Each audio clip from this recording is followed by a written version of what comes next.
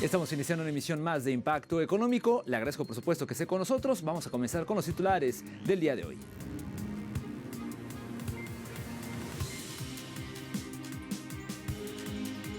En América Latina, Venezuela vivió el cierre de la gran peregrinación nacional.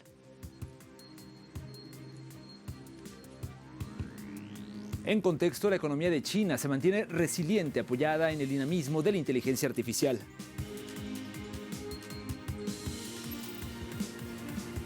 Y en nuestro bloque 360, la economía de Yemen se ve afectada por el conflicto en Asia Occidental. De esto y más hablaremos, así que acompáñenos.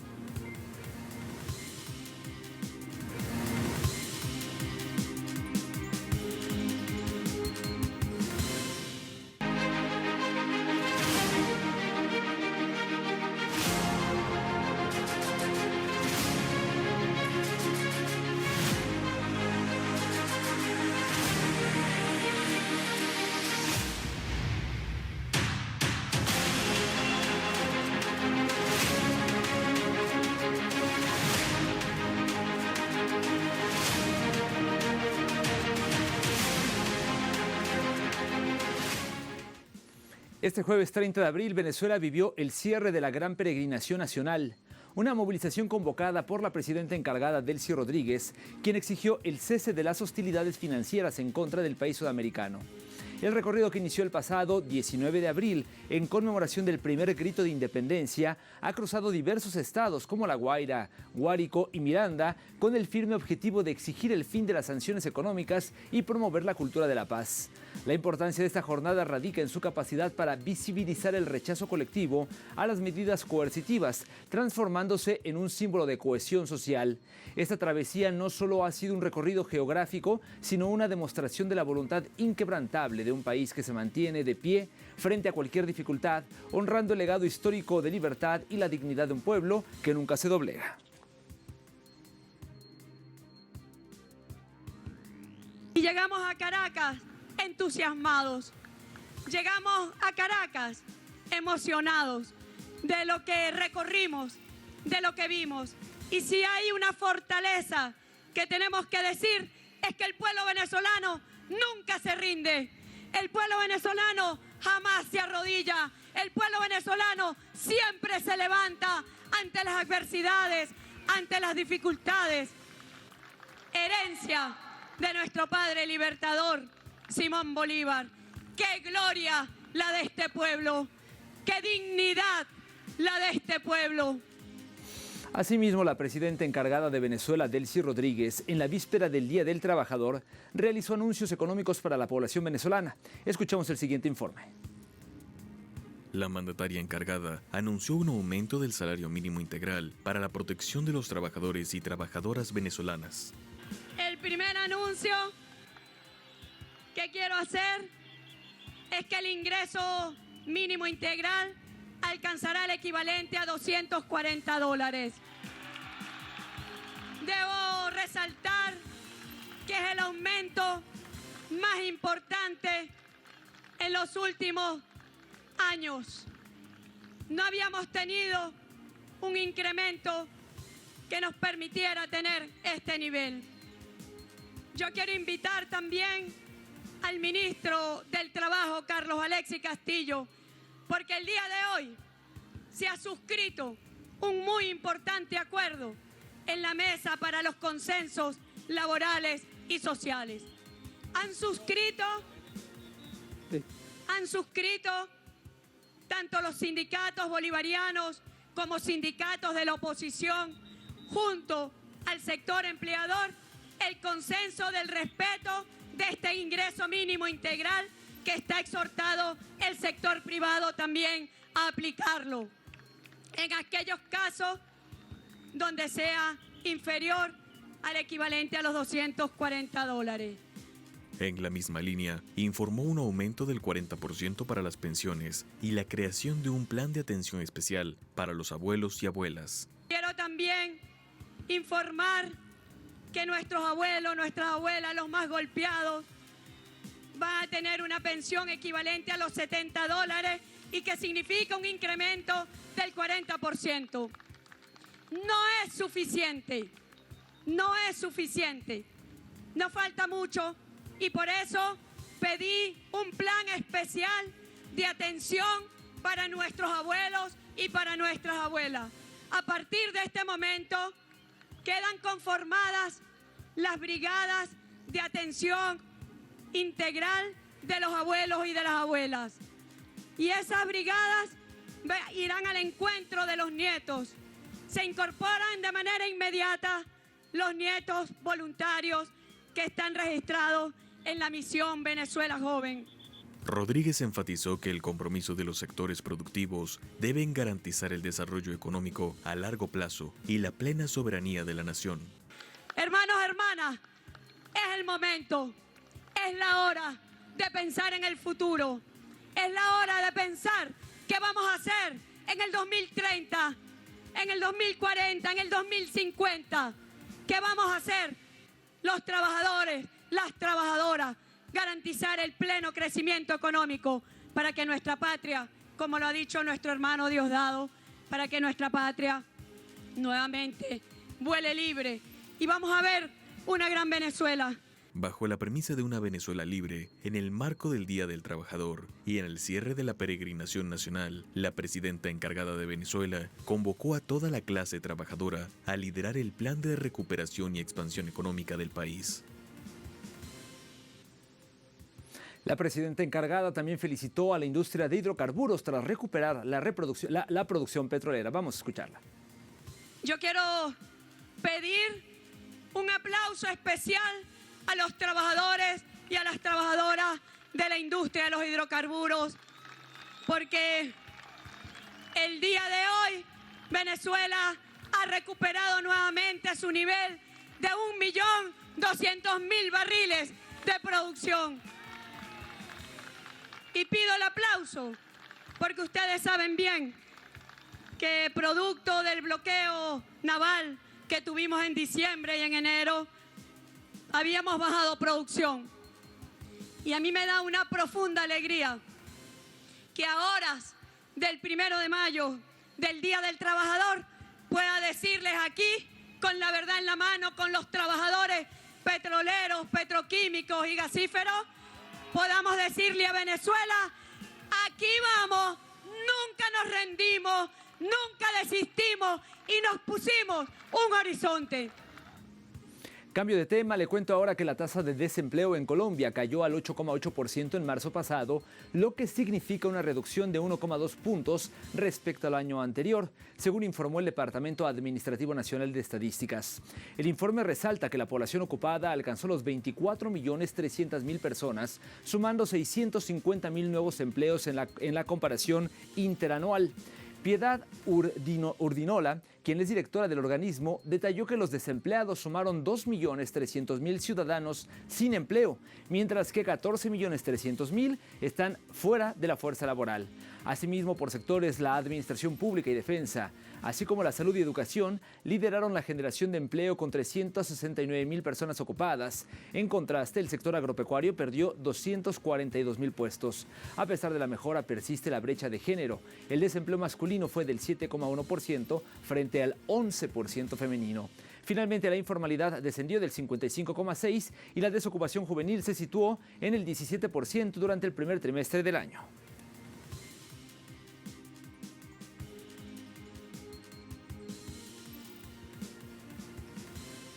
Colombia impuso aranceles diferenciados del 35, 50 y 75% a 191 productos importados desde Ecuador, según confirmó el Ministerio de Comercio, Industria y Turismo. La medida oficializada mediante el decreto 0455 del 28 de abril del 2026 busca proteger la industria nacional, el empleo y así garantizar el abastecimiento y la estabilidad económica del país. La ministra Diana Morales explicó que la estrategia de aranceles inteligentes mantiene en cero los insumos productivos esenciales que no tienen sustitutos inmediatos, asegurando así el abastecimiento. En contraste, los productos ecuatorianos que compiten con la producción nacional pagarán las tarifas mencionadas según su grado de abastecimiento interno. Esta disposición es temporal y responde a la tasa de seguridad del 100% que Ecuador aplica actualmente a los productos colombianos. Asimismo, esta medida permanecerá vigente mientras el país vecino mantenga dicho cobro.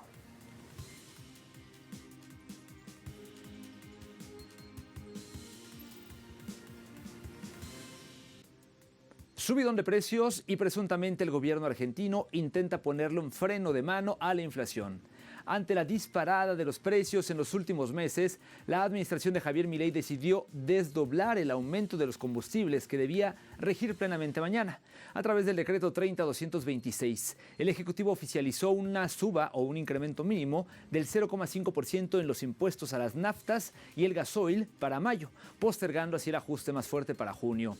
Esta decisión oficial busca de alguna manera morigerar el impacto de una economía ya hackeada. A partir de este 1 de mayo, el incremento por carga impositiva será de aproximadamente 11 pesos por litro de nafta y 9 pesos por el gasoil. Aunque el ajuste es nacional, existen variaciones para la zona sur del país y departamentos específicos en Mendoza y Buenos Aires, en donde rigen tratamientos diferenciales. Sin embargo, el aumento remanente para junio quedará atado al próximo índice de precios al consumidor, lo que genera incertidumbre sobre el porcentaje final que terminarán pagando los usuarios el próximo mes.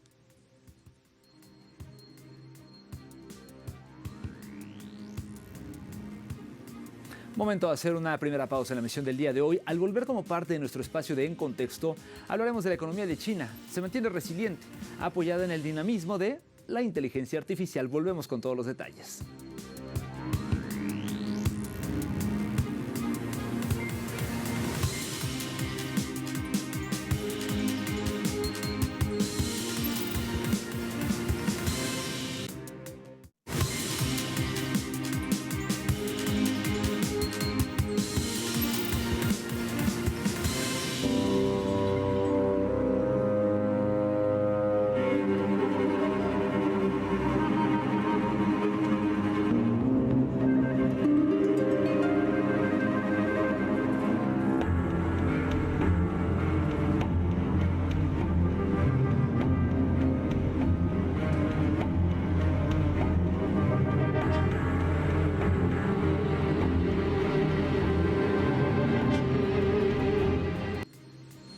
Le cuento que China, de quien vemos imágenes, se ha consolidado como el mayor titular de patentes de inteligencia artificial en el mundo, concentrando ya el 60% del total global, según el informe sobre el desarrollo de China Digital 2025, publicado por la Administración Nacional de Datos. Aquí los detalles. Durante la 9ª cumbre de China Digital en la provincia de Fujian, se reveló que la economía digital representa en la actualidad más del 10.5% del Producto Interno Bruto de China, con una industria de inteligencia artificial que ha superado la escala de los 1.2 billones de yuanes, que al cambio serían aproximadamente unos 174.900 millones de dólares. El informe también destaca que el índice de desarrollo digital del país aumentó un 12.99% interanual, impulsado por regulaciones y tecnologías, así como nuevos escenarios de aplicación para conjunto de datos, expansión de infraestructura de IA y además de un creciente talento especializado.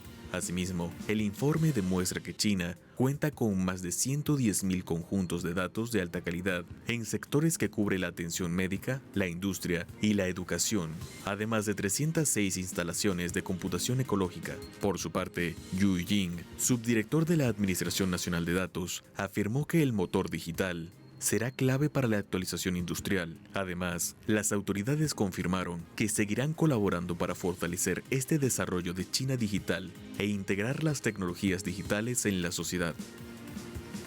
Le cuento ahora que China logra una cadena de suministro del 100% local en inteligencia artificial. La ciudad que alguna vez fue el centro mundial de las computadoras portátiles ha completado una transición histórica. Desde Kunshan, China, la fabricación de servidores de IA con una cadena de suministro 100% local ya es un hecho.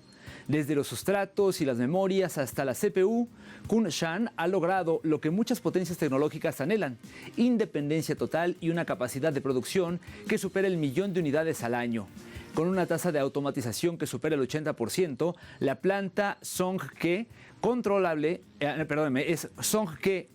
Information Industry lidera este cambio, y el objetivo para el futuro es el triple 100: diseño, fabricación y suministro de materiales 100% naturales. Nie Hua, presidente de Songke, asegura que están entrando en aguas inexploradas, impulsando un consorcio de innovación que busca blindar el ecosistema tecnológico chino contra cualquier perturbación externa en el mercado de la computación de alta gama.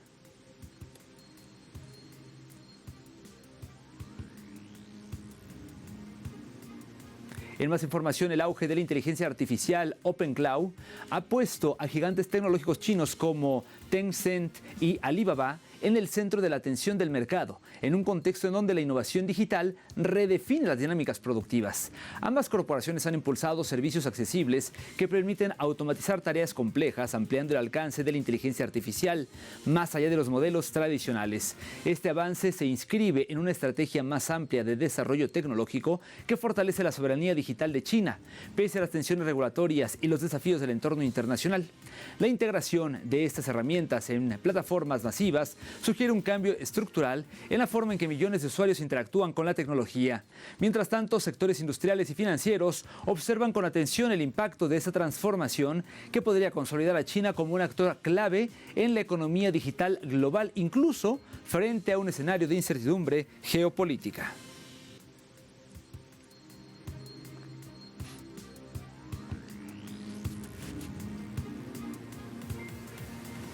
Le cuento ahora que en Beijing la inteligencia artificial se consolida como eje estratégico para reconfigurar el modelo económico y social del país.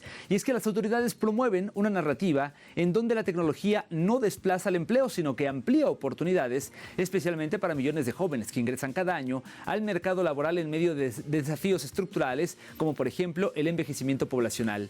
El plan oficial impulsa la integración de la IA en sectores clave como la industria, la salud, la educación y los servicios, con el objetivo de sostener el crecimiento y elevar la productividad. Sin embargo, el debate persiste. Mientras el gobierno apuesta por una transición ordenada, algunos analistas advierten sobre riesgos en el empleo y la presión salarial. Aún así, China avanza en la construcción de un futuro en donde la inteligencia artificial redefine las bases del desarrollo.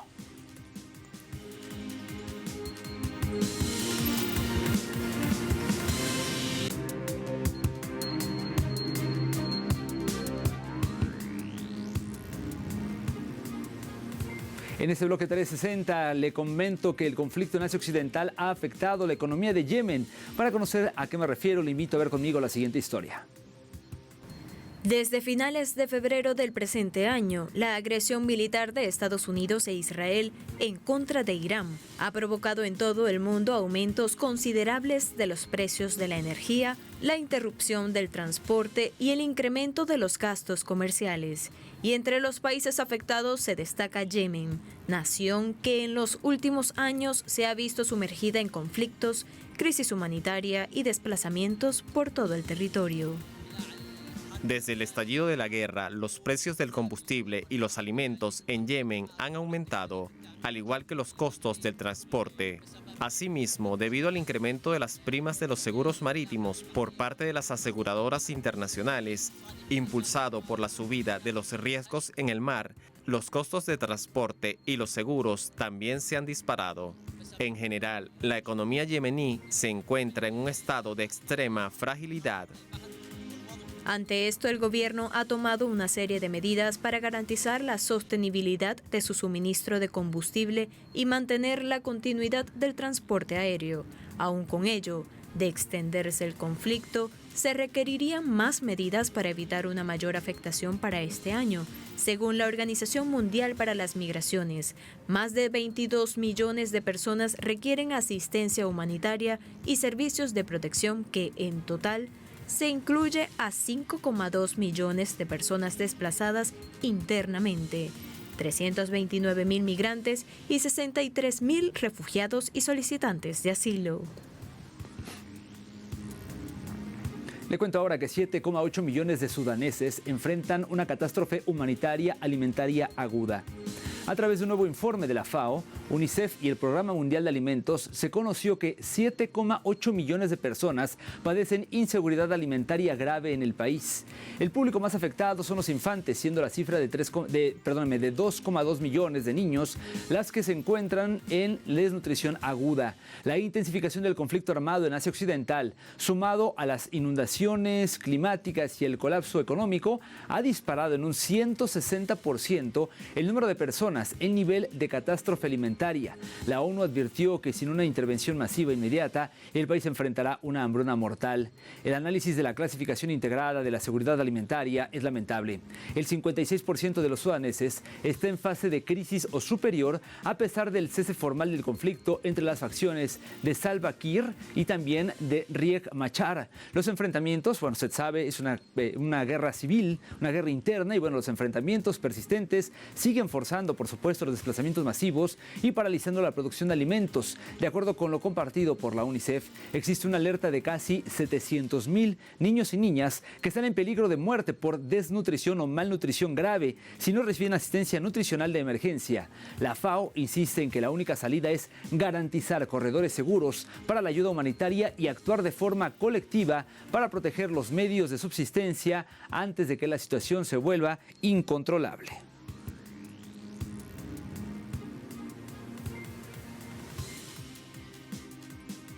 Hablemos ahora de que la inflación en Asia subirá al 5,2% como consecuencia de la crisis en Asia Occidental. El Banco Asiático de Desarrollo ha rebajado sus perspectivas de crecimiento para la región, elevando al mismo tiempo las alertas por inflación. Lo que en abril parecía una volatilidad temporal, hoy se perfila como una perturbación duradera que obligará a las economías que dependen del combustible importado a ajustar sus cinturones. Si el conflicto escala en mayo, el crecimiento podría caer hasta un 4% el próximo año. La banca estima que durante estos tiempos la región crecerá un 4,7% este año, es decir, 4 décimas menos de lo proyectado inicialmente. La razón principal es el precio del petróleo. La entidad calcula que el barril promediará los $96 en 2026, muy por encima de los $69 que se registraban antes de que estallara el conflicto en Asia Occidental. Es por ello que las redes globales de energía están bajo una presión sin precedentes que amenaza la estabilidad de la economía o de las economías más emergentes del Pacífico.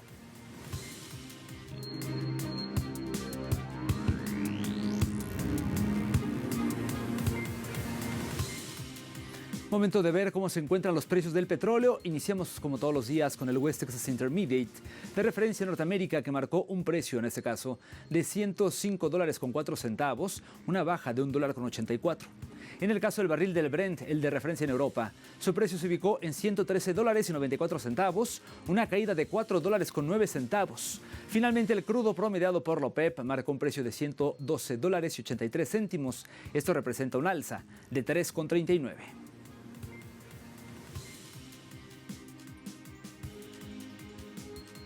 Llegamos así al final de esta emisión de Impacto Económico. Gracias, le invito a seguir como siempre en la señal de Telesur. Hasta pronto.